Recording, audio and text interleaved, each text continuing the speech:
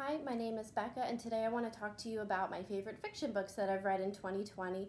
I read a lot of books because of the pandemic, but I wanted to share with you my favorite ones, and I picked one from each genre that I like to read. So the first one is I Capture the Castle. It is a classic. It was my favorite classic of the year, and it is about a 16-year-old girl who documents her time spent in a dilapidated castle in England.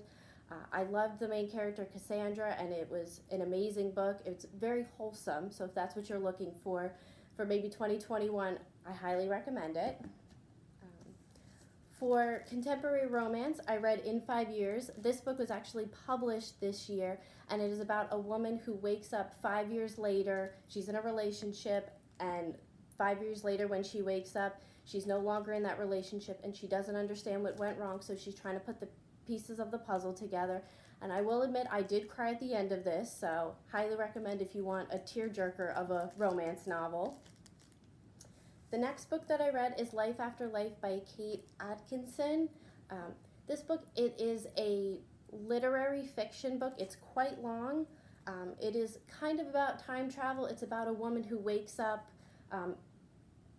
She lives her life, but when she dies, she wakes up and lives the same life over and over again, and she's trying to figure out a way to live her life the best way possible and not have to keep waking up. And it does follow the early 1900s through the 1950s, so it covers 2 world wars, and there is something about there in the pandemic of 1918, which I wasn't expecting, so that was a little hard to read, but the book is amazing. It's written wonderfully, and I highly recommend. The next book is my favorite thriller of the year, Behind Closed Doors by B.A. Paris. It is about a man and a woman, their husband and wife, and everything on the surface looks great, happy couple, happy marriage, but underneath something very sinister is happening. The husband isn't what he says he is, and my heart was pounding the entire time I was reading the book, and I'm not going to spoil anymore because I like to go into my thrillers not knowing anything, but I highly recommend it. The next book, My Dark Vanessa, is a literary fiction book. This was also a very difficult book to read, but very rewarding. It is about a girl who is 15, and she has a relationship with her professor, but it's not what it is. It's not a consensual relationship. And then part of the book skips to the future where she's in her 30s, and she's grappling with that. The book is beautifully written. It was my second favorite book of the year.